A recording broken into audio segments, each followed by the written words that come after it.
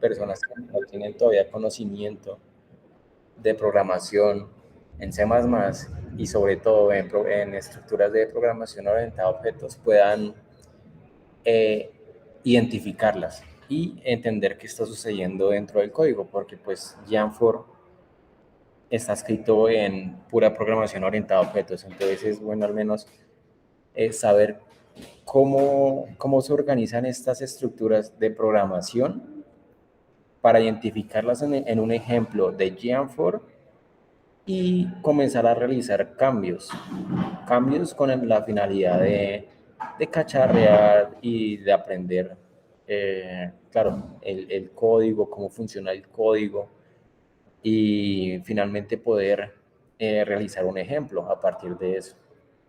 Entonces, sí, bueno, pues comencemos un poco.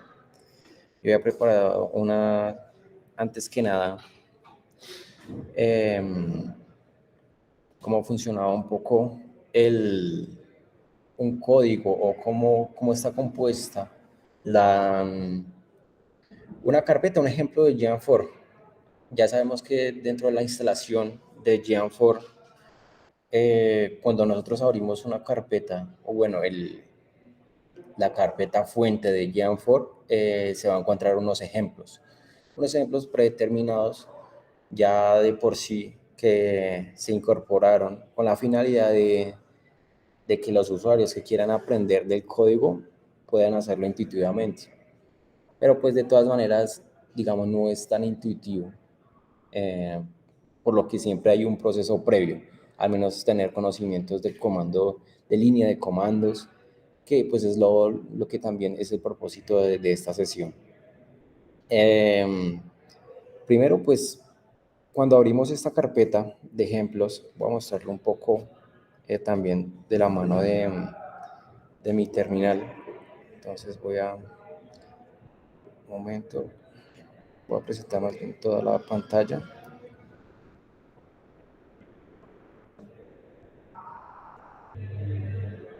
Ok.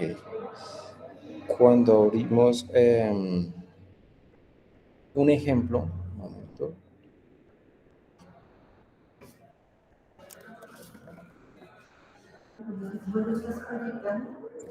Sí, profe. Ah, no, pues está en el Google Meet. Es que sí. Es que se me olvidó traer el adaptador. Sí. Entonces, por ejemplo, aquí, ¿cómo se muestra? Espera, crezco un poquito de esto, meto la fuente para que se pueda ver mejor.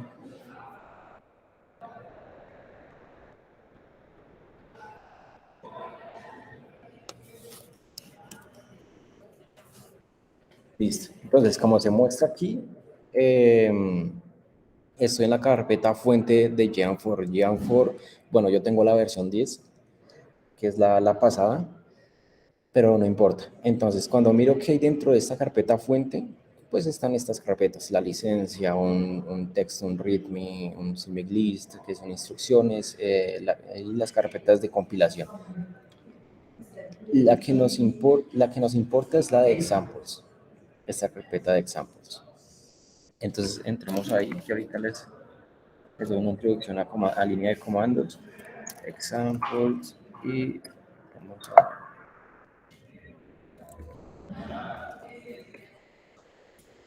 al ejemplo más básico de Jamfor, que es el B1,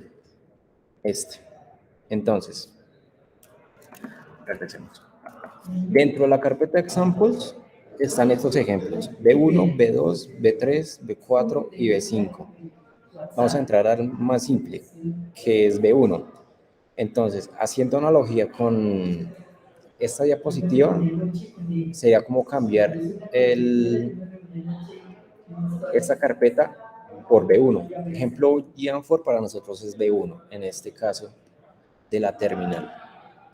Entonces, entramos a B1 y vamos a encontrar una serie de carpetas y archivos. Primero la carpeta, bueno, esto es lo que más o menos intenté graficar en este en esta diapositiva. Entonces, estamos en B1, en este caso un ejemplo genérico. Encontramos una serie de carpetas y una serie de archivos. Estas carpetas, bueno, vamos a encontrar una carpeta include, que incluye muchos archivos .hh, asterisco me indica los distintos nombres que pueden tener los archivos, pero con terminación .hh, con terminación .hh. Y los .hh son archivos donde yo voy a llamar todas las librerías propias de Geant4. Por ejemplo, si necesitamos hacer un sólido que sea una pirámide, entonces vamos a escribir en esos pequeños códigos, Geant4 necesito esta librería en concreto de geometrías y para luego ya irnos a la carpeta source, a la src, y comenzar a hacer nuestros archivos heredando, que eso lo voy a explicar ahorita, heredando atributos, métodos, funciones propias de las librerías netas o en bruto de Geant4. Y esos archivos van a ser .cc. Entonces, cualquier terminación, cualquier nombre que le demos, eso indica el asterisco .cc. Esas son carpetas súper fundamentales. Ahora, ya que tenemos o hemos ya heredado, hecho nuestras propias clases, que eso son términos ahorita de programación, que hemos heredado, que hemos hecho nuestras propias variables, eso es muy entre comillas, ya podemos ir a construir todo el archivo, toda la simulación, pero todo eso no se hace en estos source, se hace en un archivo principal que se llama ejemplo.cc. Es el principal, es donde se va a recopilar todo, donde se van a recoger los archivos que están aquí en la carpeta source y que se van a saco el puntero mejor.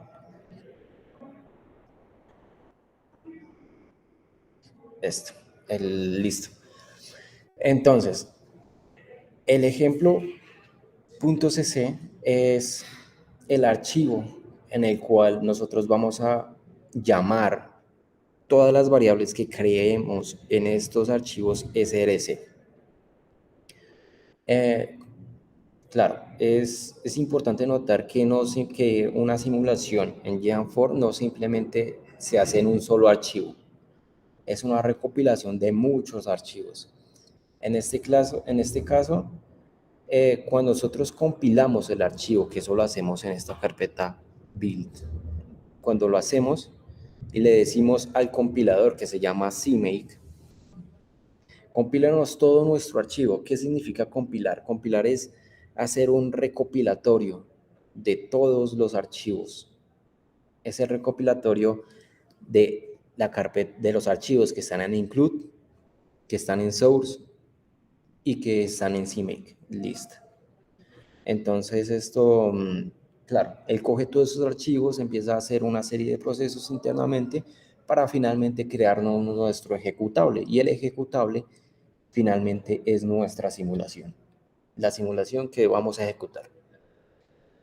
Entonces, a grosso modo,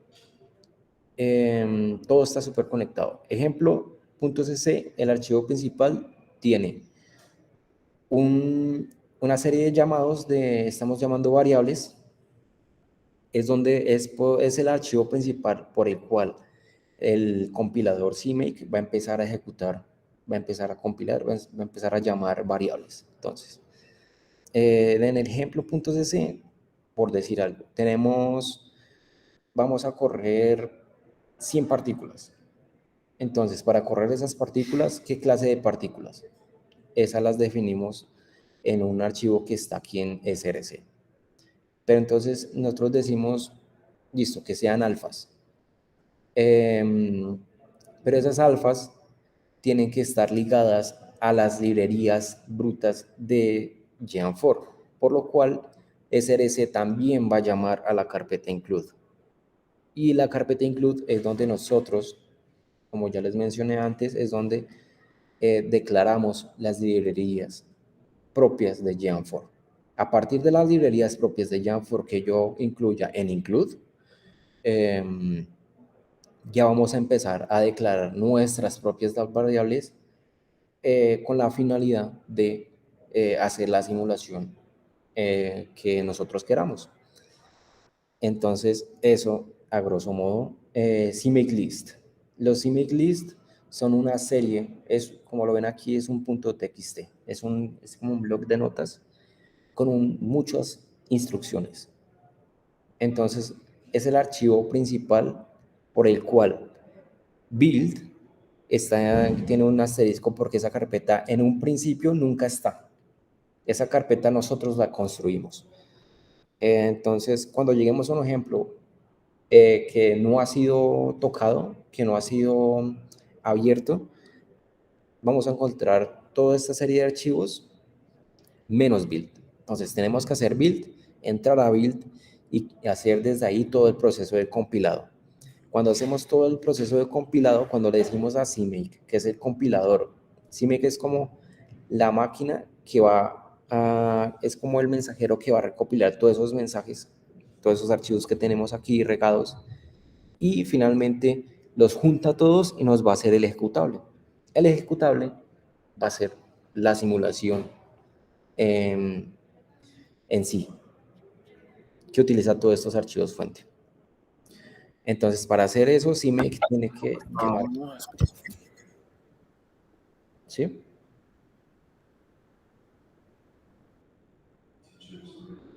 Bueno, sigo. Si hay alguna pregunta, no duden en intervenir, por favor. No pasa nada. Y, ok, CMake hace de nuevo el llamado. Primero, pues, no puede entrar en ceros a empezar a compilar. Él debe tener unas instrucciones. Esas instrucciones están escritas en este archivo, CMake List. Entonces, es importante hacer un CMake List. De hecho, es el primer archivo que nosotros vamos a hacer al empezar a crear una simulación. Y luego están los .mac. Los .mac son macros, se llaman macros. Son pequeñas instrucciones más simples, pero que le van a ayudar a nuestro ejecutable que están en build a ejecutar ciertos parámetros. Es decir, yo puedo escribir en mi macro que sean 100 partículas, que sean alfas, que tengan cierta energía, que la exposición tenga cierta geometría. Entonces, todas esas formas superficiales, como esas instrucciones superficiales, más de geometrías y más de parámetros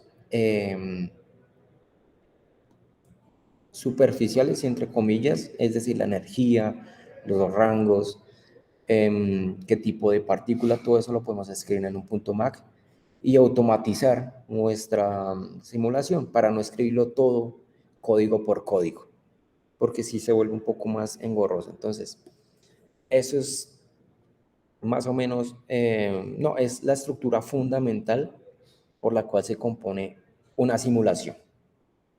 Esta es la estructura fundamental de una simulación. Por eso es que cuando entramos a un ejemplo como tal, como aquí ya lo hice en la terminal, vamos a tener unas carpetas similares.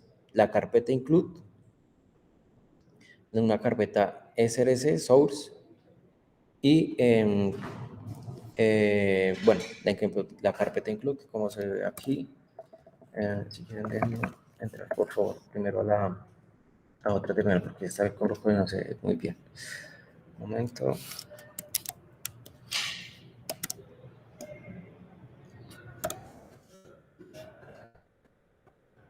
Creo que aquí se ve perfecto.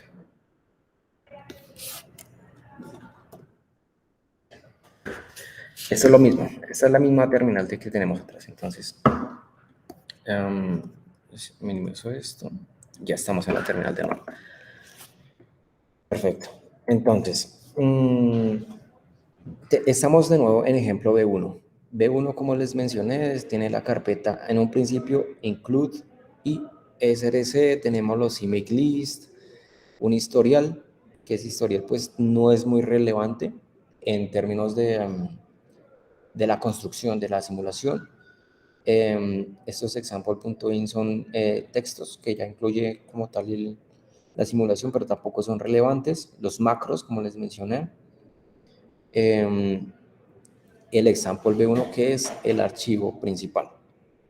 Entonces, este archivo, como ya lo pueden observar, tiene la carpeta build porque ya lo corrí. Pero si yo no, si entramos a un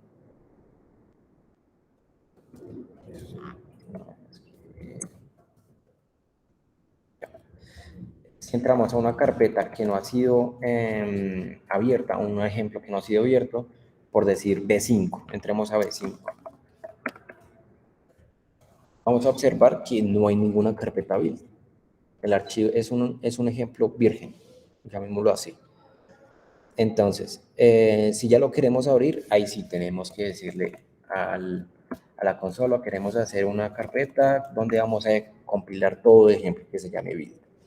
Le damos enter, él no la hace y entramos a build y él comienza a compilar, que es lo que eso ya es correr un ejemplo.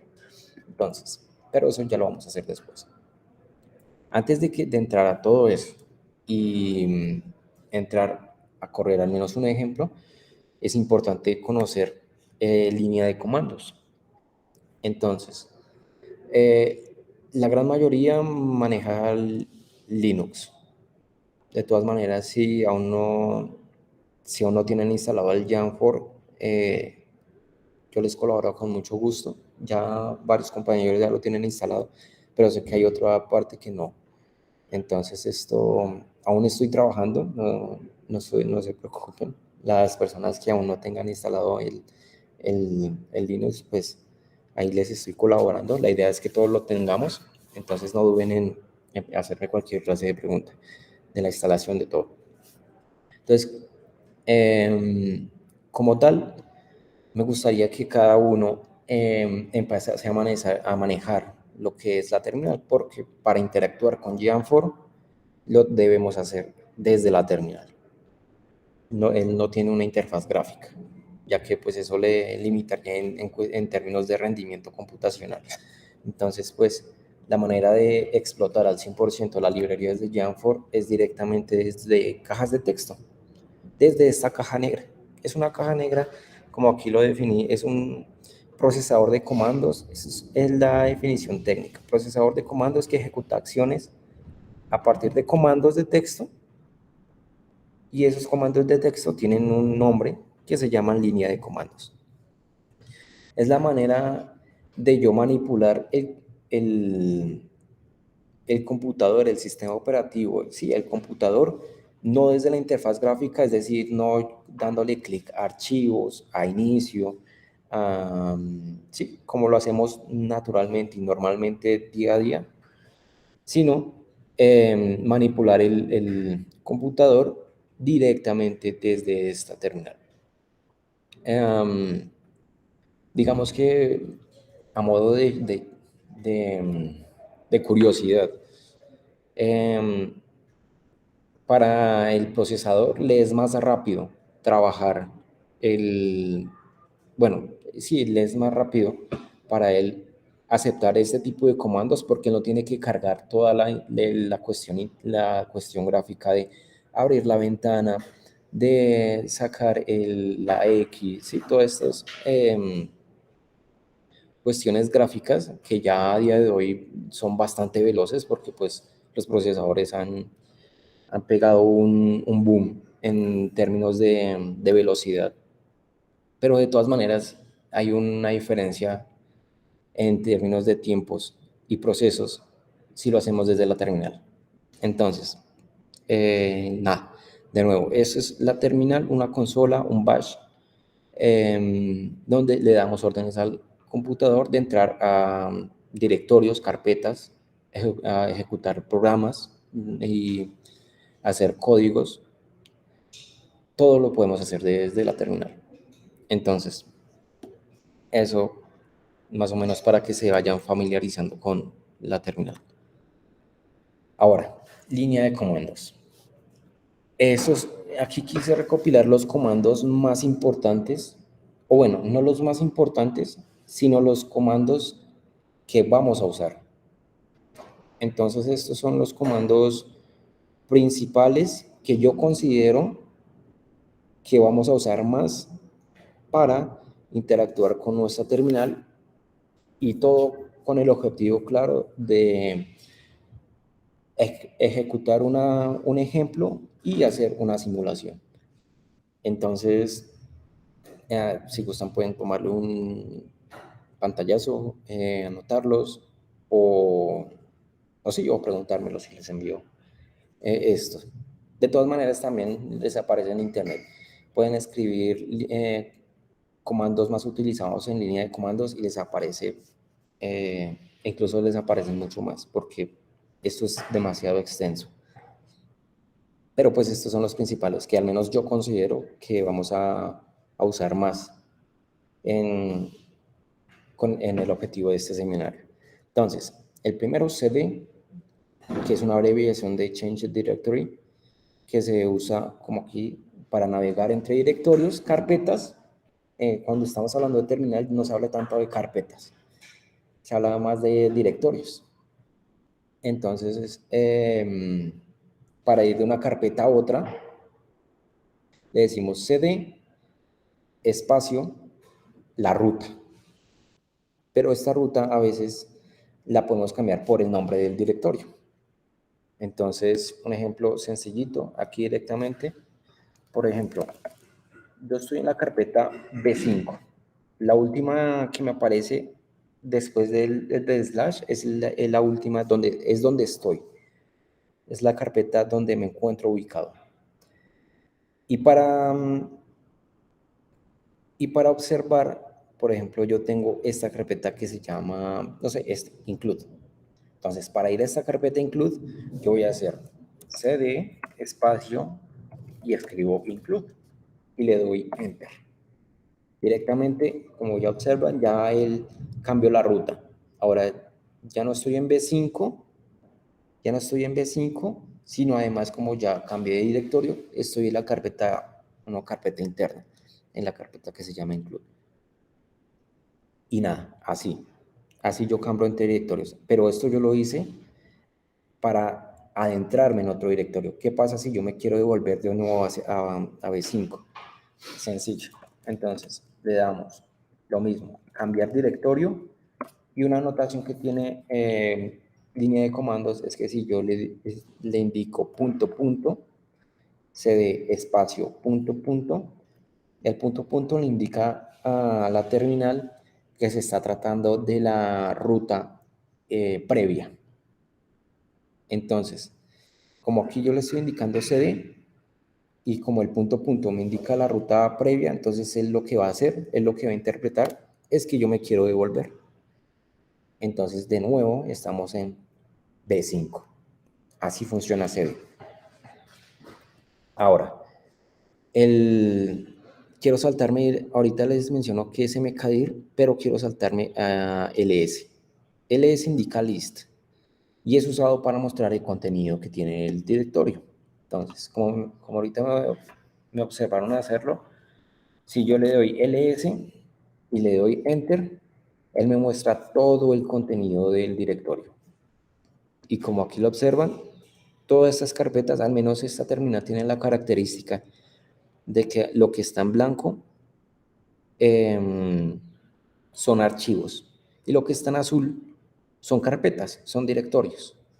Entonces, de hecho, creo que muy en general, a menos de que no se manipule la configuración por defecto que tiene las terminales, creo que las terminales por defecto de Ubuntu, de cualquier distribución de Linux, incluso en Mac, incluso también en Windows, pero funciona de una manera distinta, él las distingue por colores, al menos para el usuario.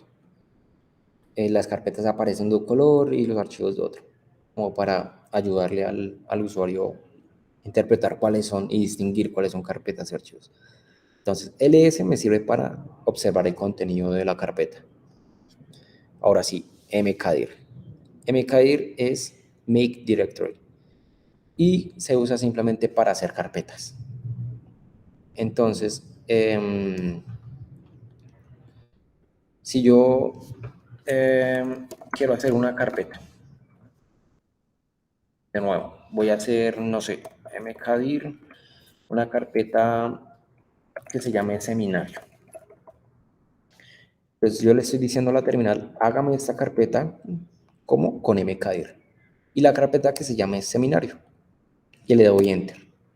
Y ya, él me la hizo directamente. Eso fue en cuestión de microsegundos tal vez, que los procesos con el que trabaja la terminal. Y si yo observo de nuevo con ls el contenido de esa carpeta, vamos a observar esa carpeta seminario. Y si yo entro a la carpeta seminario con el comando cd,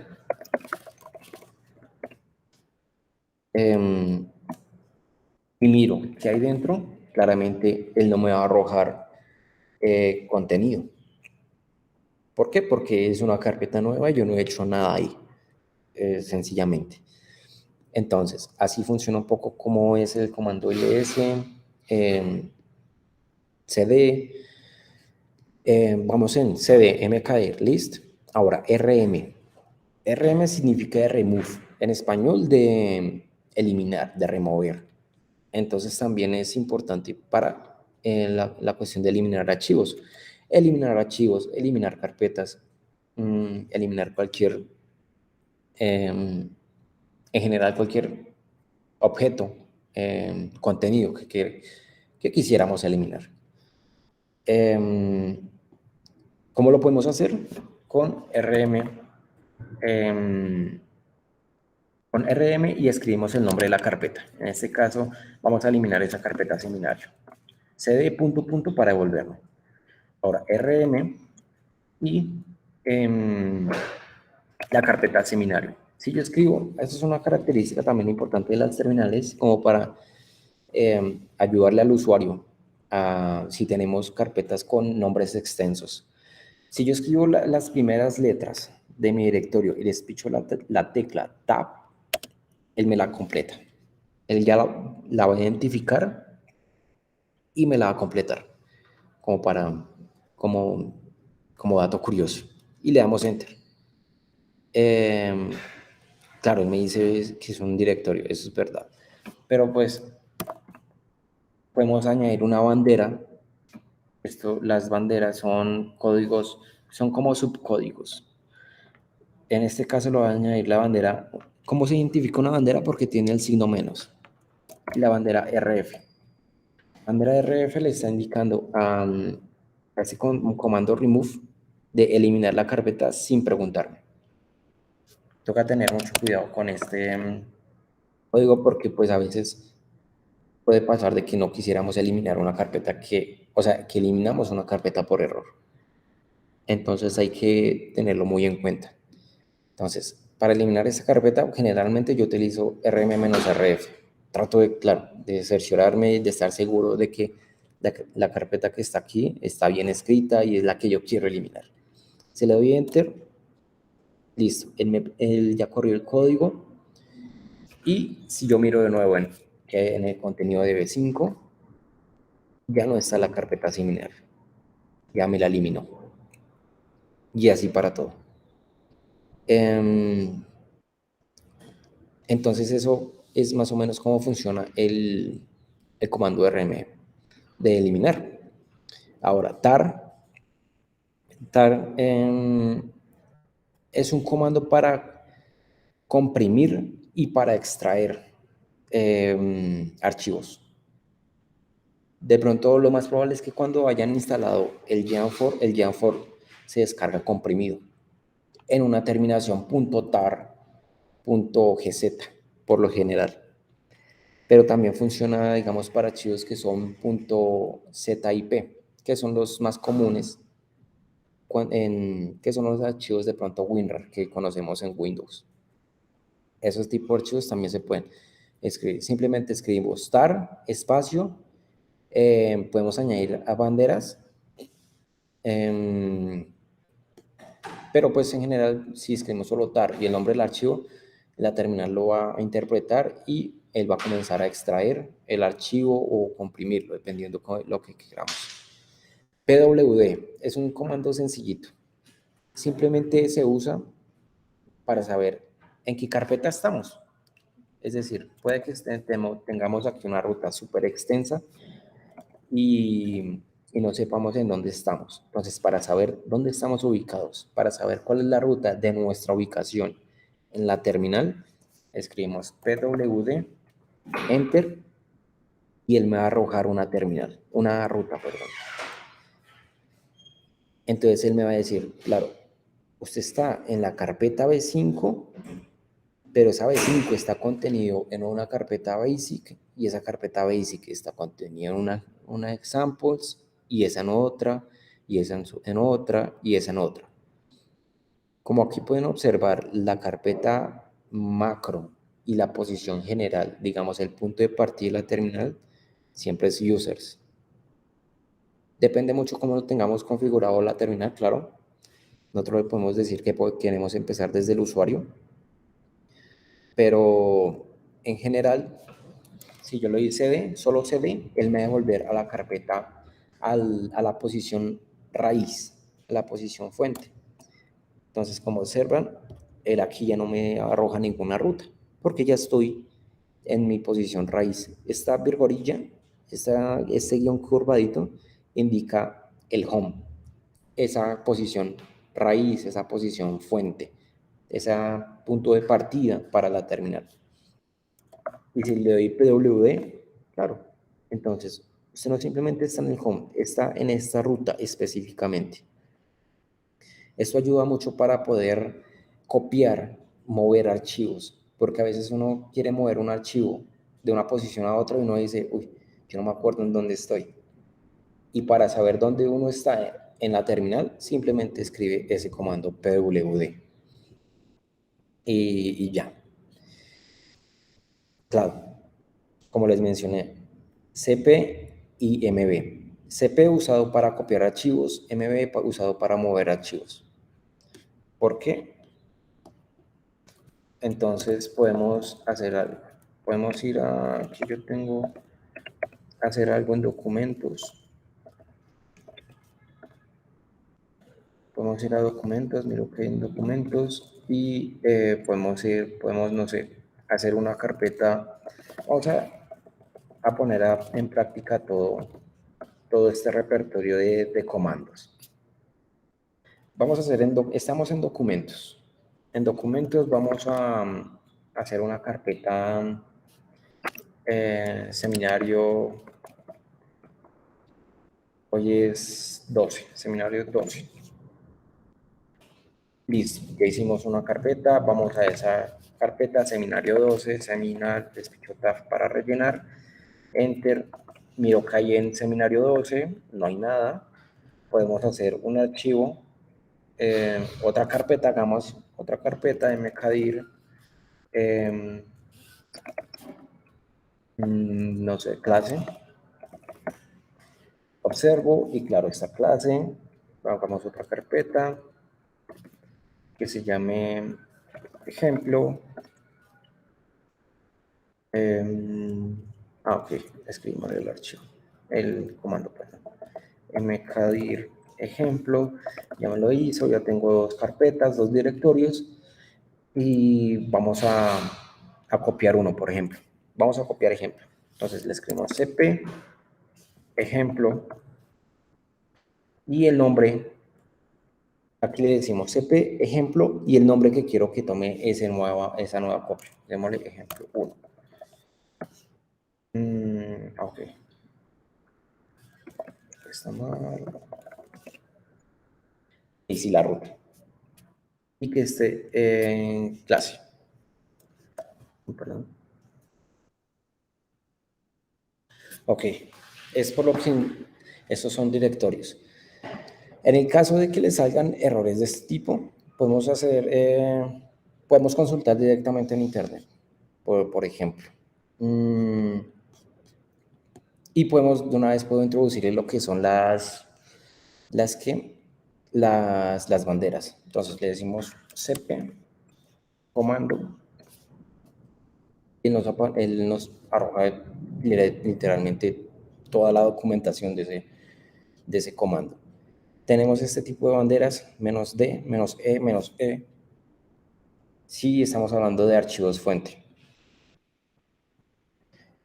Para copiar directorios, en este caso carpetas, seguimos esta sintaxis "-d". Entonces ahí ya solucioné, digamos, el inconveniente. La verdad sí no recordaba muy bien la bandera, pero entonces le decimos "-d" de directorio. Vamos de nuevo aquí, le decimos "cp -d", porque es directorio, como lo observamos en la documentación, y ejemplo, que es este ahí. Ay, no sé. Ok, faltó sí la ruta. Ejemplo y la ruta.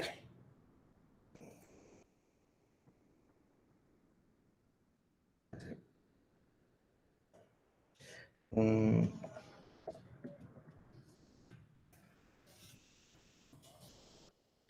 es users, de todas maneras. Hay que escribir la ruta completa, lo más probable.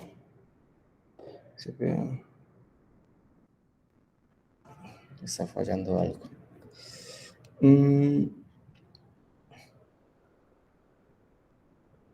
Por favor.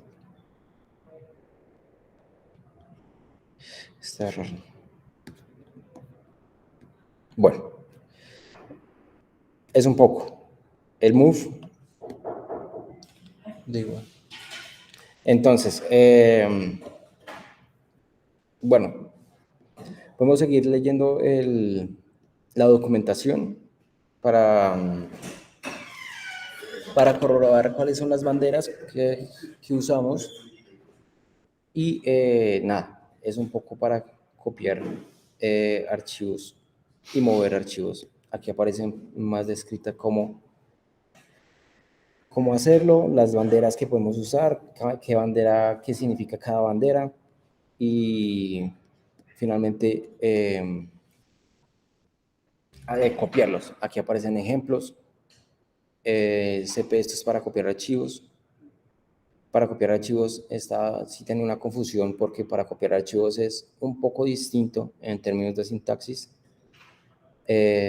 Como se observa aquí, pues simplemente CP, programa C, podemos, intentémoslo hacer aquí rápidamente, vamos a, no sé, vamos a documentos,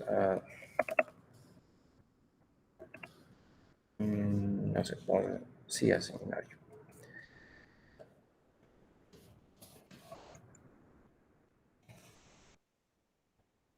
Y vamos a decirle CP, el archivo fuente, digámosle manual de instalación y que se llame manual también. Dejamos la modificación aquí y enter. Y ya, él me creó la otra, la otra copia con la 40, Jamfor 43. Entonces, si vamos directamente a a la interfaz gráfica, claro, voy a tener el otro archivo, la otra copia que yo hice. Así más o menos se copian archivos y para mover es de igual manera. Como se observa, pues no hubo necesidad de hacer las banderas de directorio para copiar directorios y no recuerdo muy bien porque pues no se usa mucho. Pero bueno, es un poco con este,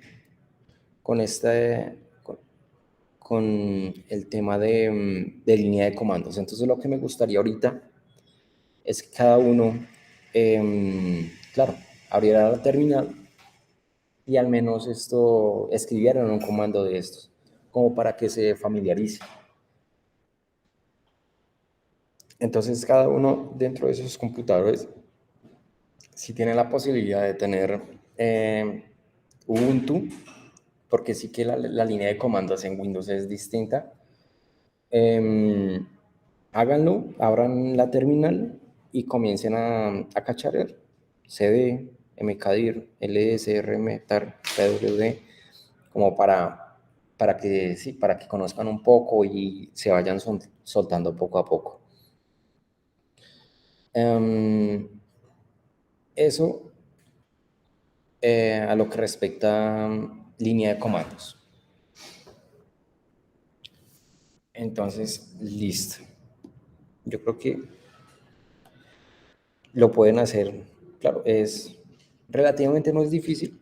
Es simple, esos son los comandos básicos y ya. Ahora lo que me gustaría introducir sería programación. Pero pues programación, como les mencioné, más con el objetivo de reconocer las estructuras, no de programar, porque no es la idea. Claro que si tienen ese plus de programar y de programar con estructuras de programación orientada a objetos, PO, eso les va a ayudar, o sea, eso les va a brindar una destreza increíble en, en la programación, en la simulación en general, porque les va a abrir el campo mucho más. Entonces sí que es verdad que al reconocer estructuras vamos a saber qué estamos haciendo y cómo lo está haciendo el procesador, el computador.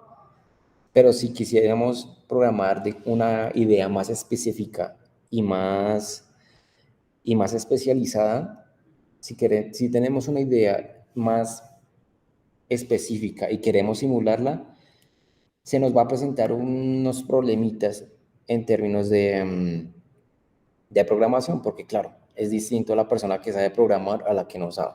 Eso sí, hay una brecha de todas maneras que hay que reconocer. Entonces, pues el objetivo de todas maneras aquí es para reconocer las estructuras y saber qué está sucediendo dentro del código. Y darle a los que estén participando del seminario, pues como esas habilidades. Entonces, lo primero que hay que reconocer o que hay que saber, primero en programación orientada a objetos, son clases. Una clase como la conocemos en la vida cotidiana, son diferentes grupos, como la capacidad que tenemos para agrupar cosas. Por lo general, así se desenvuelve la vida en general, así se desenvuelven las profesiones, los campos, todo. Todo lo tenemos que agrupar por cuestión de organización y de entendimiento propio. Entonces, yo coloqué un ejemplo de vehículos, como traer un poco, aterrizar más la programación a nuestro día a día. Y nada, entonces, una clase es una abstracción de nuestra experiencia sensible.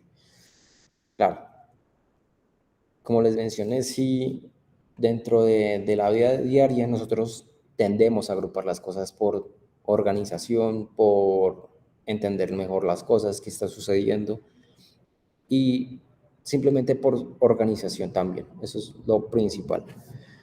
Si tenemos, nosotros sabemos que en el mundo hay muchos tipos de vehículos y todos esos vehículos no simplemente los tenemos regados, sino pues hay que agruparlos. Cuando nosotros vamos si tenemos todavía la posibilidad de, no sé, de cotizar un vehículo, de cualquier cosa, pues lo primero que nos va a preguntar tal vez el asesor es qué tipo de vehículo queremos y nos va a dar un catálogo o si ya tenemos la idea. No sé, un ejemplo, tal vez un deportivo, ejemplo X. Entonces, él claro, dentro de esa clase de deportivos, él va a sacar luego una serie de otros grupos. Entonces, como lo observamos, pues clases son esos. Es la categorización de una gama de objetos y, y de estructuras. Entonces, en el caso de los vehículos, vehículos micro, coupe, no sé, deportivos, van, camiones, tractomulas, motos, una variedad muy extensa de clases respectivas, sí, referentes a vehículos. Eso con clases. Ahora, ¿cómo podemos reconocer una clase en un código? Porque claro, es importante aterrizar el término más en código y cómo observarlo. Una clase se define de esta manera. Clase, en inglés class, definimos una persona, que esa clase se llame persona, y la característica que tienen las clases es que yo le puedo dar atributos y métodos. Atributos, hagamos referencia con atributos a todas las características intrínsecas de esa clase, de esa persona. En este caso, la clase persona pues tiene una edad y tiene un nombre. Y yo la defino con este tipo de variable, una variable entera y una variable tipo string. Esos son los atributos. Y lo voy a encapsular, porque es un término importante en programación, lo voy a encapsular en private. Privado, ¿por qué? Porque más adelante vamos a observar que si nosotros encapsulamos esto como privado, la única manera de acceder a estas definiciones es a través de esta clase. Entonces, si queremos heredar, que eso lo vamos ahorita de términos de herencia, si queremos usar esto de pronto con clases hijas, no va a ser posible. Entonces, ¿por qué? Porque está acá encapsulado privadamente, muy entre comillas. Y luego, de los atributos también es importante definir un encapsulamiento público, que sí que las clases hijas tienen posibilidad también de acceder a estas clases de métodos, que son, que podemos hacer la referencia como acciones. En este caso, una persona con estas características de edad y nombre, también tienen posibilidad de leer y correr, que son acciones. Una persona puede leer y una persona puede correr. Y yo les defino esas acciones, esas funciones, esos métodos con esta variable void. Pero antes de yo definir las acciones, es importante definir un constructor. Este constructor ya es por sintaxis, no es por una razón específica de por qué está escrito, sino es un constructor que le ayuda al compilador a localizar mejor los códigos para finalmente compilarlo y ejecutar el código. Entonces, por sintaxis, y se escribe siempre el constructor. ¿Cómo se define el constructor? De esta manera. Definimos la clase y simplemente definimos qué tipo de variables tienen los atributos. La edad es entero, escribimos entero, espacio string, el string es el nombre. Así se define una clase. Pero como aquí definimos una serie de variables, de funciones y de métodos y atributos, nosotros no le hemos dicho al código qué son esos atributos y qué son esos métodos. Por eso hay que definirlos. Y eso es lo que se escribe un poco. Entonces, aquí sí lo coloqué. El constructor nos sirve para inicializar los atributos. En este caso, inicializamos el constructor de esta manera. Definimos la clase. Eso es sintaxis, dos puntos, persona. Definimos las mismas variables los mismos atributos, pero pues con una pequeña modificación, raya piso, y con y definimos de igual manera la edad, que sea este raya piso de edad, nombre, que es este raya piso de edad, nombre. Es importante no olvidar el punto y coma. En C++ eso es primordial y si no está, lo más probable es que no compile el código y nos mande error. Siempre, siempre después de una línea coloquen el punto y coma. Eso es regla de oro. Definimos ahora los métodos. En este caso nosotros habíamos definido dos métodos, leer y correr. Una persona puede leer y una persona puede correr. ¿Y cómo lo definimos? Lo mismo, con una palabra que ya reconoce el código, que es void. Es un tipo de función void en programación. Decimos, vamos a definir el método leer, pero ese método, ¿en dónde está? En la clase persona. Y lo ubicamos, lo denotamos por estos dos puntos. Y lo definimos. En este caso, cout es para imprimir un mensaje en pantalla. Entonces le decimos, imprímame este soy de la variable nombre que yo puedo introducir en consola y, y luego completémela con esta línea siguiente y terminamos la línea con un punto y coma. Cerramos el método y luego pues hay que definir el otro método, correr. Correr, cout, soy, nombre y estoy corriendo una maratón. Así definimos los métodos y así definimos el constructor. Que si hay que definir los atributos, no es necesario, porque los atributos son variables y las variables ya están definidas en este encapsulamiento privado. Entonces no es necesario. Lo que hay que definir es el constructor, es mejor dicho, lo que está en público, el encapsulamiento público. Definimos el constructor y este método leer y correr. Eso es lo que hay que definir. Ahora,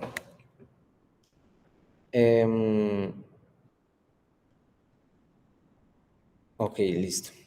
Ahorita les menciono un poco cómo funciona, qué es un objeto, porque definimos clases, pero a la final nosotros vamos a trabajar con objetos.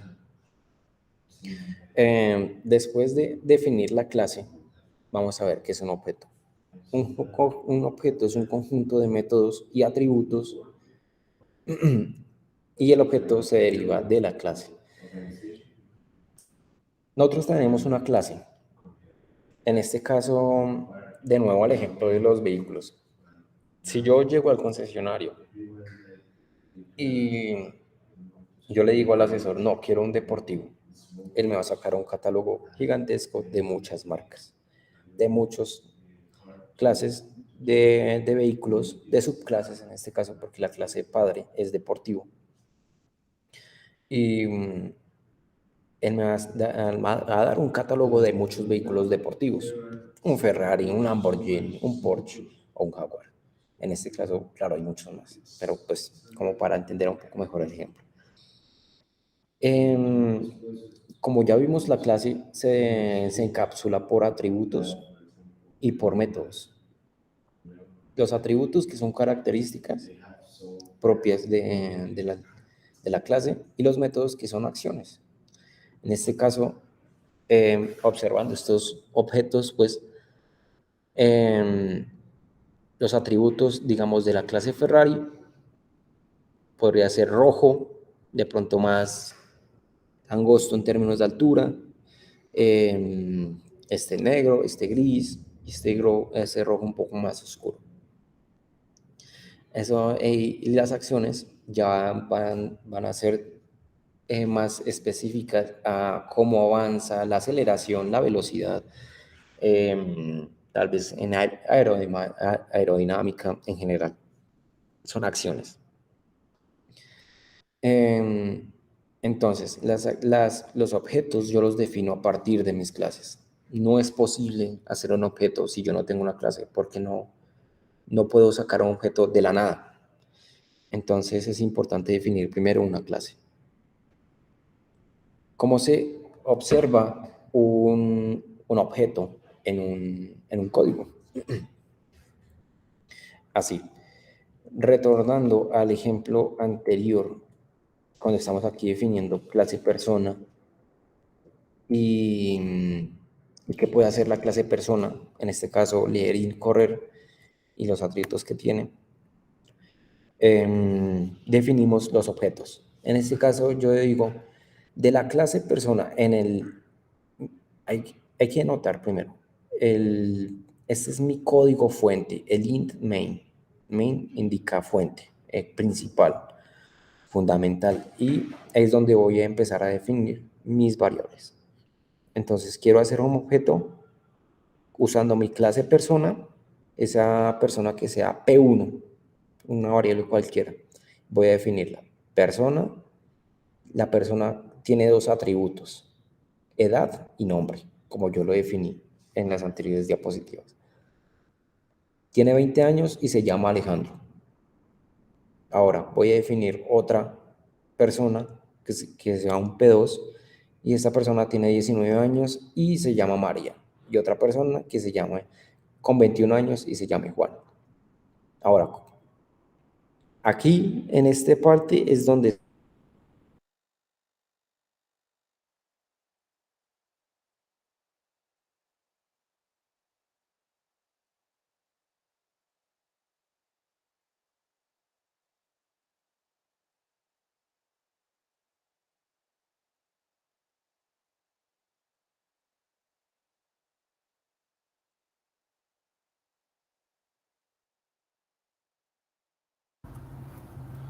Hola, no sé si Ronald sabe que se le desconectó la presentación.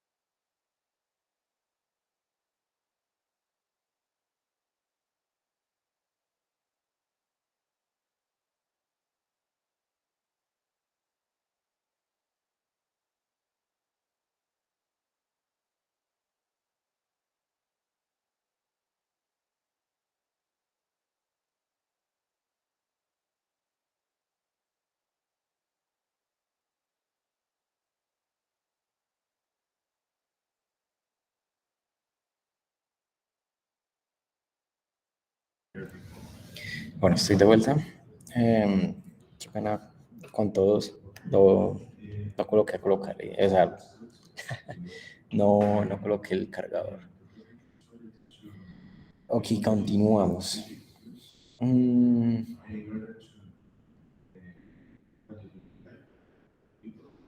continuamos un poco donde estábamos.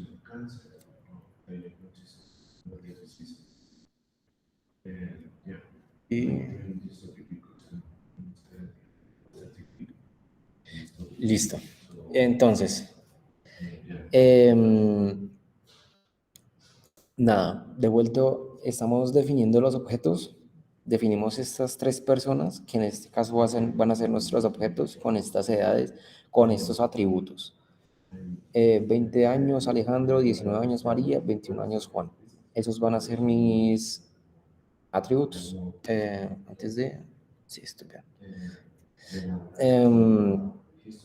Ahora, ya que definí mis objetos, yo puedo indicarles acciones. Yo puedo decir, yo quiero que este objeto me haga cierta acción. Yo quiero que este objeto tome ciertas características, tome ciertas acciones. Es decir, yo puedo hacer que esta persona, yo puedo hacer que Alejandro corra y yo puedo hacer que Alejandro lea. ¿Cómo lo hago? De esta manera. La persona P1, que es Alejandro, voy a hacer que lea. Y la persona P2, yo voy a hacer que corra. La persona 3, yo voy a hacer que, en este caso, yo voy a hacer que Juan lea y yo voy a hacer que Juan corra también. Al momento de yo ejecutar el código, que yo cierro el código de esta manera, system pause y return 0, es lo que va a hacer es imprimirme esos mensajes. En este caso, nosotros le dijimos que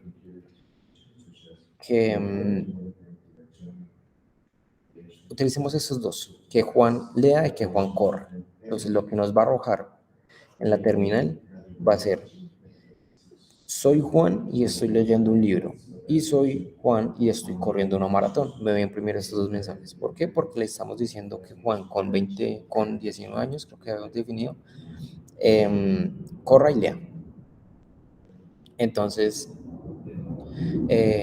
más simplemente, tampoco quiero abundar en el tema de la ejecución de un código, de esos códigos, porque quiero que identifiquen y reconozcan la estructura. No es, no es el propósito de hacer el código y desglosarlo y entenderlo en un 100%, porque lo principal es reconocerlo, porque todo esto, esas estructuras son las que están en Janform. Entonces, simplemente obsérvenla y recuérdenla. Nada, listo. Definimos un objeto, pero ahora vamos a definir la herencia. Término súper importante, porque Janform son muchas librerías. Pero pues esas librerías, desde un código, no se pueden interactuar como directamente. Es importante definir las variables que nosotros queramos, porque claro, mm, las librerías de Janform no saben qué tipo de ejemplo vamos a hacer nosotros, qué tipo de simulación querramos hacer. Eso no lo sabe Janform. Janform nos brinda las herramientas. Él nos dice, yo tengo esas herramientas y ya depende de usted, el usuario, cómo quiero usarlas. Y para poder usarlas, tenemos que definir variables, tenemos que definir geometrías, tenemos que definir materiales, tenemos que definir muchas cosas. Janform nos da las herramientas, nos da, como por decir, el asadón, la pala, la pica, las herramientas, pero ya depende de nosotros cómo usemos ese asadón, cómo usemos esa pica. Entonces, la idea es que usemos el asadón, la pala para escarbar, la pica para picar y usar las herramientas correctamente. Y en términos de programación, usar las variables correspondientes y las estructuras que son. Y para usarlas, usamos la herencia. Entonces, una herencia es una clase nueva que se crea a partir de una clase existente, heredando atributos y métodos. Es ahí cuando yo ahorita decía de la clase padre y la clase hija, porque yo puedo hacer una clase hija de la clase padre. En este caso, las clases padres son las librerías de Janform, todas las clases que tiene ya Janform. de por sí. En un ejemplo cualquiera, no sé si todos lo recuerdan, pero un carro único, especial y que me gusta mucho, el Renault 84, Renault 484. Claro, un vehículo que marcó la historia. En Colombia en esos tiempos solo se veía en ese carro súper bonito. El caso. Se define una clase padre. En este caso es el Renault 84, pero ¿qué pasa si yo quiero ahora hacer uno nuevo? Si yo quiero actualizar ese modelo. Ahora lo que yo voy a hacer es heredar todas las características que tenía ese Renault 84 y por supuesto mejorarlas, añadirle nuevos atributos y nuevos métodos. Em, entonces es cuando usamos la herencia. La herencia es eso. También, de hecho, el término está muy bien definido, porque el término coloquial de herencia es eso, heredar características de digamos, de una clase superior, entre comillas, sí, por decirlo de alguna manera más aterrizada. Mm, y ya. También se puede entender fácilmente de padre e hijo. El hijo hereda genes del padre y de la madre. Entonces, en este caso, el Renault 2023 hereda atributos y métodos del Renault 84 y le añade nuevos atributos y métodos. Eso se puede hacer en programación.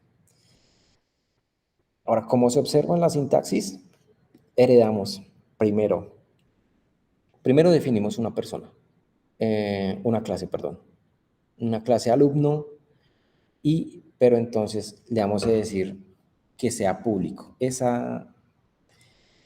La herencia se denota por public. ¿Por qué público? Porque de ahí es donde vamos a extraer nuestros métodos. No es posible acceder a los atributos de una clase padre desde una clase hija. Entonces, vamos a adquirir toda la información que tiene la clase alumno perdón, es al revés. Vamos a adquirir toda la información que tiene la clase persona en nuestra nueva clase que se va a llamar alumno. Entonces, alumno va a heredar la información de persona, los métodos de persona.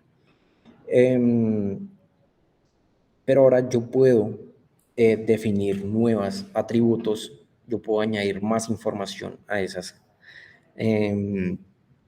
clases.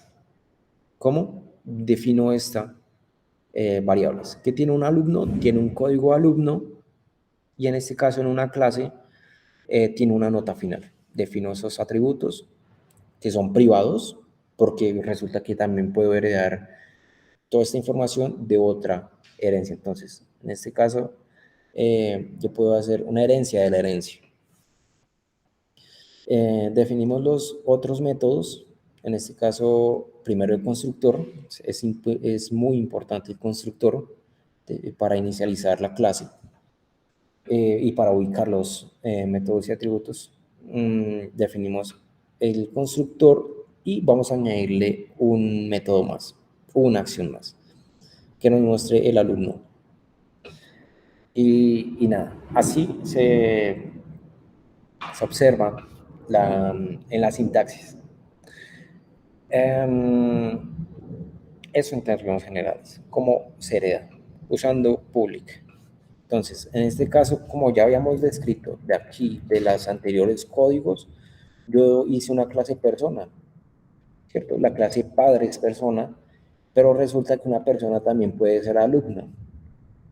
Y ese alumno está heredando, no solamente le estamos diciendo que ese alumno tiene un código, tiene una nota final y que y que me va a ejecutar esta acción de mostrar al alumno, o sea, la información, sino que esta persona, como está heredando em, métodos, métodos específicamente, porque los atributos, a menos de que nosotros le indiquemos al código que no sean privados, él podría heredarlos. Pero como arriba, en este código principal de padre, nosotros encapsulamos privadamente los atributos, el alumno no puede ingresar a estos atributos de edad y nombre. Él simplemente puede ingresar a estos métodos. Él puede usar estos métodos. Em, entonces eso quiere decir que ese alumno también puede leer y que puede correr. Eso es un poco la herencia. La herencia está en que que el alumno puede heredar esta acción leer y esta acción correr. Ahí está la herencia. Em, listo. Eso en lo que es herencia. Pero también podemos tener polimorfismo. El polimorfismo es una dualidad que poseen los objetos para responder distinto ante un mismo mensaje. Em, si yo mando una acción, regresemos al ejemplo de los vehículos. Si nosotros tenemos los vehículos deportivos, estos vehículos deportivos, ¿dónde están?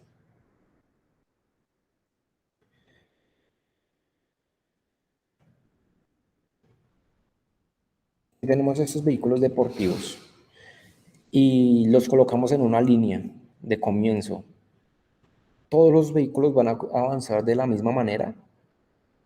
Mm, lo más probable es que no, porque cada vehículo tiene sus atributos distintos. Un vehículo puede tener más aceleración, de pronto este Lamborghini puede tener más aceleración que el Ferrari, o de pronto el Porsche más que el Jaguar, pero pues de pronto el Jaguar puede tener más velocidad de fondo, muchas características. Entonces hay muchos atributos propios de cada clase, de cada objeto, de cada vehículo, en este caso. Em, entonces, la respuesta es no. Los vehículos no van a avanzar de la misma manera. Uno va, en este caso por aceleración, pues unos van a acelerar más rápido, por lo tanto, unos van a avanzar mucho más rápido que otros, pero puede que en velocidad de fondo otros superen a otros. Eso ya depende de las características. Ahora, en el código, si le damos la acción de avanzar, si nosotros le decimos a un objeto avance, a los vehículos, en este caso, como les mencioné, esos vehículos no van a avanzar de la misma manera. Este Lambo no va a avanzar igual que el Renault 4. Y tal vez, y la tractomula, pues tampoco va a avanzar igual que el Lambo o que el Renault. Entonces, el polimorfismo está ahí. Yo digo la acción, avanzar, pero todos estos tres objetos van a avanzar de distinta manera. El polimorfismo es eso. Como aquí lo definí, la dualidad que poseen los objetos para responder distinto. Yo mando una acción, pero muchos objetos responden de distinta manera. Eso es polimorfismo. Ahora, ¿cómo lo escribo? ¿Cómo lo observo en una estructura? Eh, ¿Cómo lo identifico? Entonces, yo lo que hago o cuando comenzaba a programar y a observar esas estructuras es que cuando yo definía una clase, en este caso persona, y yo le definía el nombre y la edad, los atributos, y luego empezaba con la definición con el encapsulamiento de los métodos, después de iniciar el constructor, por supuesto. Si el método, en este caso mostrar, tiene esa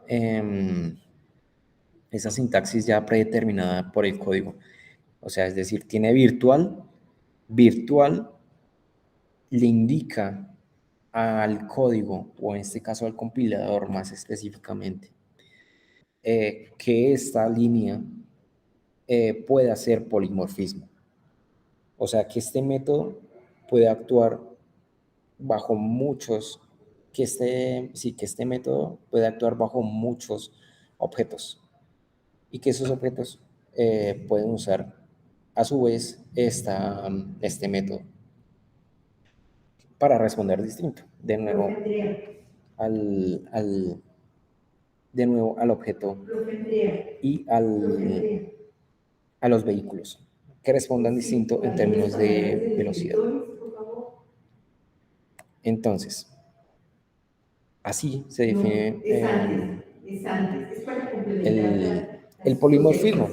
Pero entonces, cuando definimos la clase alumno, en este caso definimos un alumno, una nueva clase que herede la persona, y definimos una nota final, un encapsulamiento, luego el método, el constructor, perdón, y luego el método.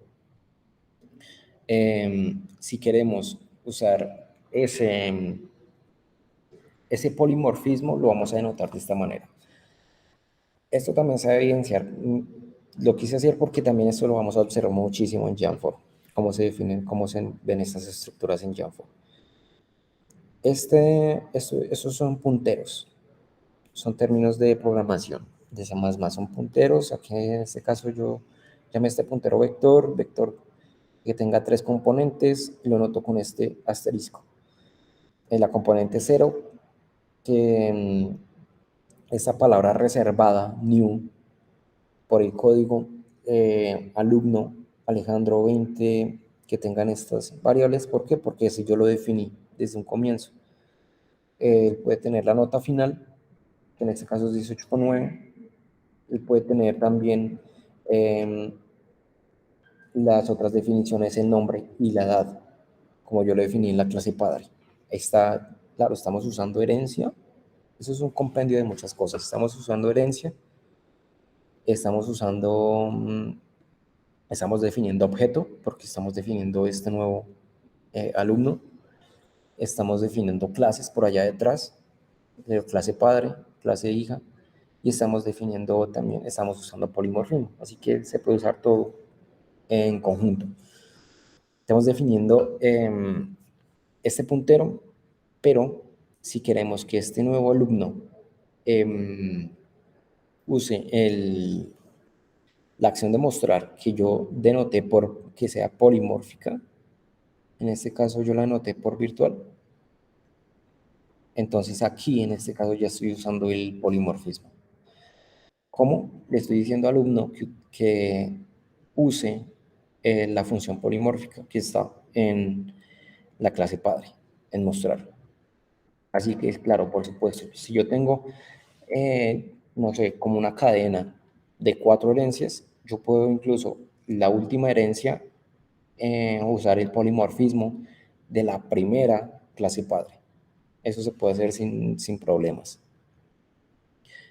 Y no lo complete, pero pues si yo defino otra componente, un vector 1, que se llame new alumno, que se llama en este caso Alejandra, con 19, y que saque un 5, yo puedo decirle que vector 1, que es Alejandra, que es mi objeto, utilice mostrar. ¿Y qué me va a mostrar? Depende mucho cómo yo haya definido la clase, en este caso mostrar, porque aquí no lo mostré, pero pues esto se está definiendo la clase mostrar, y se puede imprimir un código. Tal vez la estudiante sacó 5. Eso a grosso modo. Y ya. Es lo que quería. Traté de ser lo más. Traté, sí, como de comprimir o de ser lo más claro posible en la explicación de todos estos conceptos netamente de programación. La idea no es programar como tal, porque el seminario no tiene ese objetivo, pero al menos reconocerlas. al menos reconocer las estructuras, saber cómo está sucediendo y entenderlas. ¿Qué es un polimorfismo? ¿Qué es la herencia? ¿Qué es una clase, un objeto? Etcétera. ¿Por qué? Porque un código de Janford es eso. Entonces veamos un código ahora de Janford y con eso terminamos el seminario del día de hoy. Y abramos un código, vamos a nuestra terminal. Entonces, cerramos esto. Quiero manejarlo todo desde la terminal. ¿Dónde está la terminal? Perfecto. Vamos a este ejemplo. Si quieren, regresemos. Vamos de nuevo, a ir a Janford, a nuestra carpeta fuente. Aquí vamos a ejemplos. En ejemplos con CD vamos a Basic, donde está. Puedo hacer una ruta directa. Puedo indicarle a CD que me vaya directo sin ir punto, o sea, carpeta por carpeta. Yo puedo decirle Basic B1 y él ya directamente me marca la carpeta, me entra a la carpeta de Basic y luego a la carpeta B1. Y listo, miro qué hay en carpeta B1 y vamos a a donde está escrito el código. ¿Qué pasa? El código está escrito en source, en SRS. Si recuerdan de esta diapositiva, ¿dónde está la diapositiva? Un momento. Si recuerdan de esta diapositiva, el código, las definiciones para nuestra simulación específica van a estar en SRS. Vamos a hacer SRS. Entonces, cd SRS. Vamos ahí. Tenemos estos archivos. Vamos a tal vez vamos a este archivo. B1 Detector Construction, que es la construcción del detector, así como suena en inglés. Entonces, abrimos con un editor, en este caso Emacs, B1, vamos a detector, nos abre el editor y él nos va a cargar todo el código. Eso es el código. Dice el código de Janford. Al menos en el ejemplo B1, que es el ejemplo más sencillo, ejemplo base. Ahora, ¿qué está ocurriendo? Primero, súper importante. En C++ hay que definir las librerías. ¿Por qué? Porque entonces el compilador no va a realizar nuestro ejecutable si él no tiene las librerías fuente, porque no va a sacar la información de la nada. Él necesita tener una ruta, necesita tener un apoyo, las librerías son ese apoyo. Entonces definimos, no las definimos porque en realidad las definimos en el .hh, como lo ven aquí, y ahorita abrimos esos archivos. Llamamos estas librerías, sublibrerías, porque las definimos nosotros, con esto include, y luego comenzamos a construir código. Como ya observan, eso ya es un poco más familiar. Este punto indica la construcción de un constructor. En este caso definimos esta clase B1 Detector Construction, que sea de esta clase. Hasta el momento hemos hecho herencia, en este caso están en los .hh, ahorita les muestro la herencia. Definimos esta clase con esta variable, scoring volume. Esto, así como se construye un constructor, valga la redundancia, también se construye un destructor. Em, un destructor sirve mucho cuando son códigos extensos, cuando son códigos más trabajados. ¿Por qué? Porque nos ayuda a disminuir el tiempo de cómputo en la ejecución del programa. Jamford como tal ya lo tiene, o sea, eso lo podemos hacer. ¿Y cómo se denota un constructor? Con este indicativo, con la virgulilla, con el guión curveado. Y denotamos el constructor. Eso es un destructor. ¿Qué hace el destructor? Destruirme, así sí, como suena, destruirme las variables que nosotros construimos con el constructor. Porque el constructor, si lo recuerdan, él me identifica los atributos y los métodos. Y dentro del código lo que hace el compilador es llamarme esos atributos y métodos, por lo tanto él los llama y tiene que crear las variables. Pero para optimizar memoria y para optimizar tiempo de cómputo, el código, o sea, nosotros le decimos que también, como eso no son variables permanentes, son variables transitorias, entonces es importante eliminarlas para optimizar mejor el código.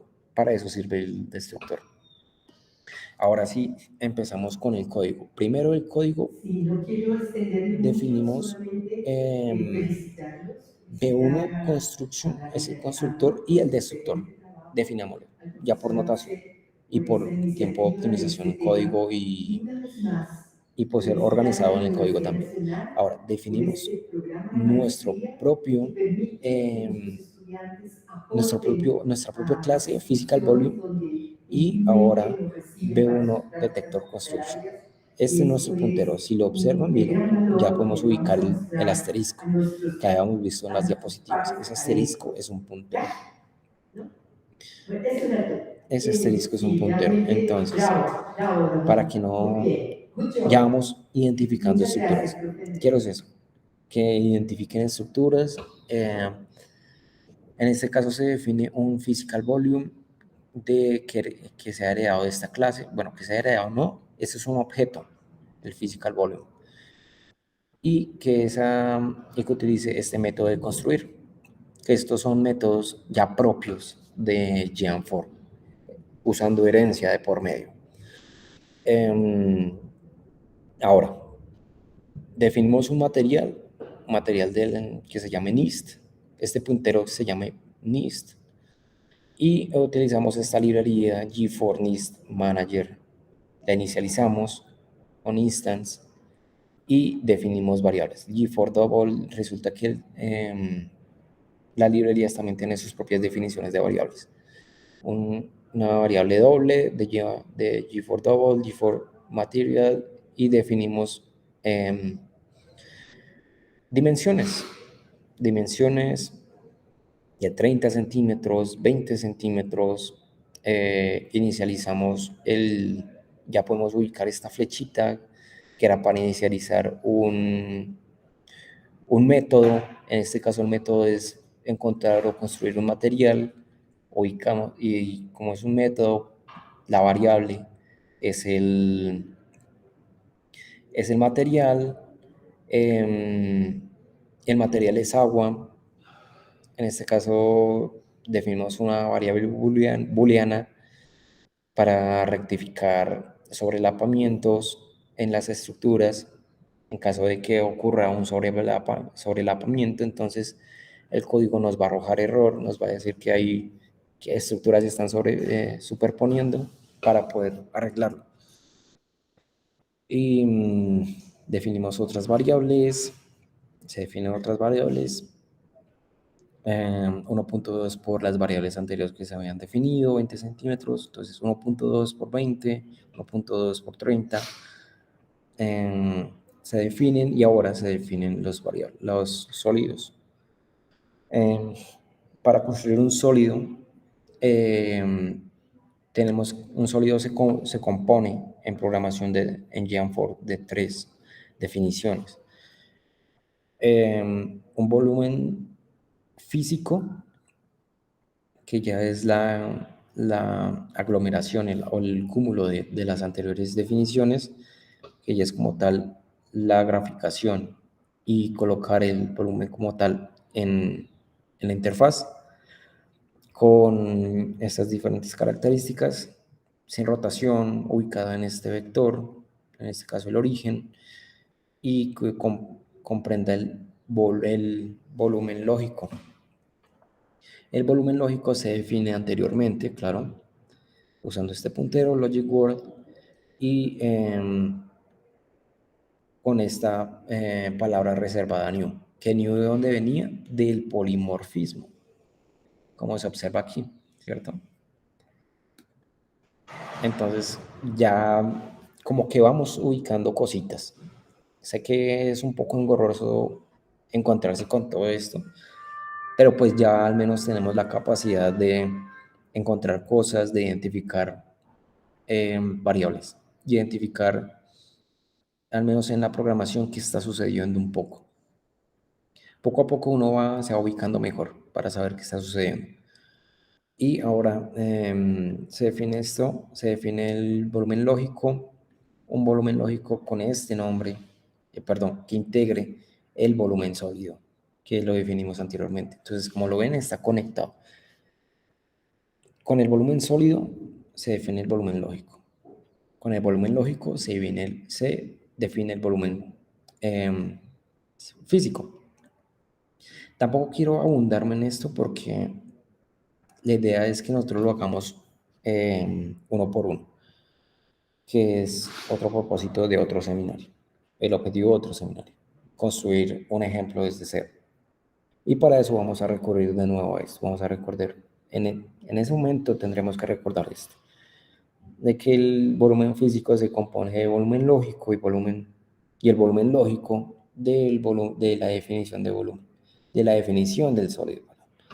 En este caso G4Box, una caja, aquí abajo luego se define lo mismo, otra caja con otras medidas, materiales, bueno, un poco todo esto de definición de materiales, definición de medidas, argumentos, materiales, G4 Material, aquí como ven de nuevo está la flechita, es decir que este puntero va a ejecutarme este método y el método es simplemente encontrar el material de las tablas NIST y que el material sea este tejido. Más de código, lo mismo, definiciones, definición de, ok, esta es otra, ya no es una caja, sino es un trapezoide. Ese trapezoide se denota por G4 TRD con estas definiciones, con estas medidas. Ya definimos el sólido, definimos el volumen lógico con este nombre, este label y con que es otro subnombre. El material, perdón, sí, nombre, material y el medidas. Estas son medidas y finalmente la definición de volumen físico. Sin rotación, posición, integrando el volumen lógico anteriormente definido, el nombre y dónde está engullido. Está engullido en el volumen madre, que ese volumen madre yo lo defino desde el comienzo del todo. Ese es el mundo, ese es el logic world que definimos. ¿Por qué? Porque la física tiene que suceder, en los procesos físicos tienen que suceder en un mundo. Entonces, para ello definimos ese mundo primero. Y nada, se define esto y se definen estas variables que van a ser de ayuda para calcular las dosis. Entonces, y nada, se regresa el physics world, que es el mundo físico, donde ocurren todos los procesos. Entonces, y finalmente, ya después de ver esto, sí, ¿cómo llamamos las librerías? Aquí estamos listos, aquí estamos definiendo nuestras propias, perdón, estas estas sí son propias ¿de qué? Estas son librerías propias y de Geant4, así se llaman literalmente. Si uno busca en la documentación oficial de Geant4, todas estas van a aparecer con el nombre tal cual están acá. Pero esta no. Esta librería B1 Detector Construction es una librería que nosotros hicimos, como heredando métodos y atributos de las librerías propias de Geant4. ¿Cómo? Vamos a esta misma, B1 Detector Construction.hh. Vamos a esa. Y esa dónde está en include. Vamos a include a esa carpeta. Include, ¿sabe? Include. Y ubicamos de nuevo B1 Detector Construction.hh. Abramos ese archivo y nos va a aparecer las herencias. Abramos. Y aquí está. Aquí comienza.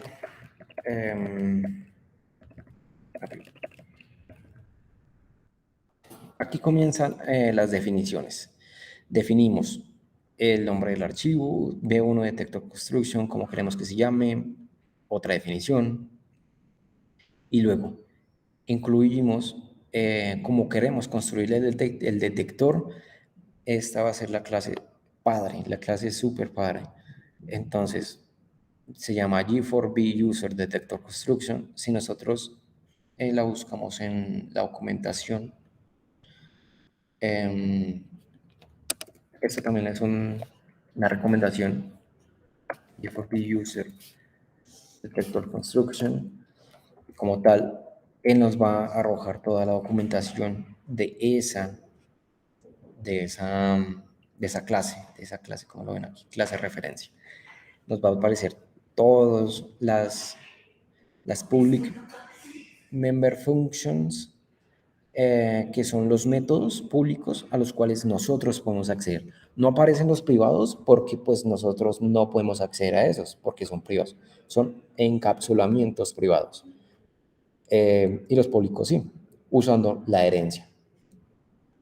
Todos estos son los que tienen las funciones que podemos usar a partir de la herencia. Entonces, regresamos de nuevo usando, invocamos esa clase de referencia y esta clase globals. Definimos clase que se llame G4B Physical Volume y G4 Logical Volume, que son las que ya estaban en el otro, ¿cierto?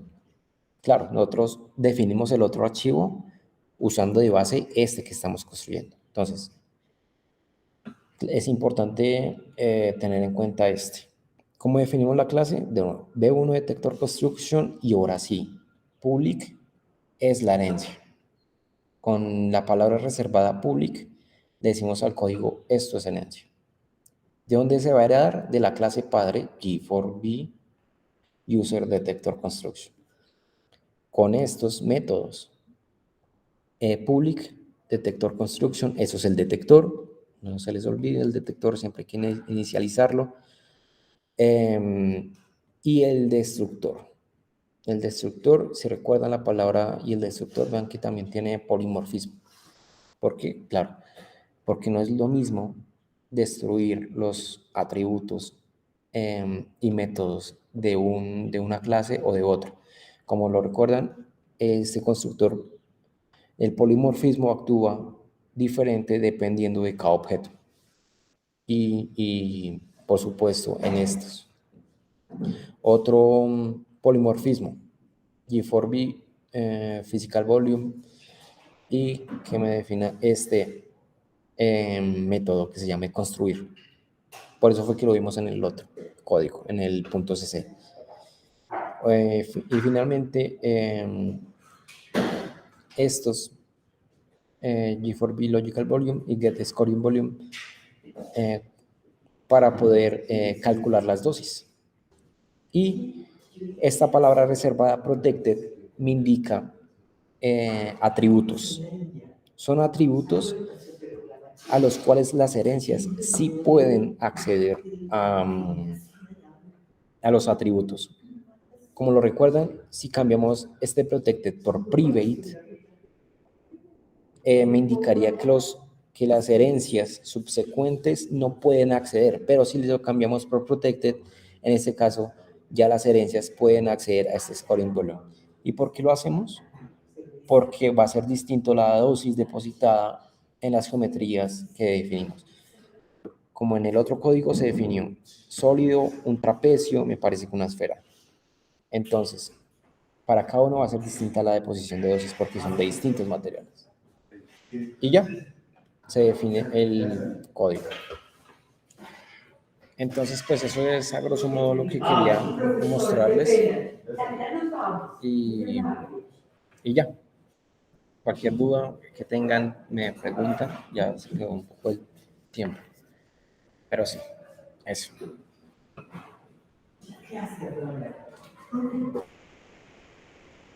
Perfecto, muchas gracias Ronald. Excelente presentación, excelente guía. Creo que intentaré, yo en algún momento quedé bloqueado en la instalación. Creo que va a retomar aprovechando tu conocimiento en eso y te agradezco este tiempo que nos dedicas a todos en general. Vale, listo. Entonces, no, hay que, espera, cualquier cosa me preguntan, listo. No hay ningún inconveniente. Perfecto. Listo, hasta luego.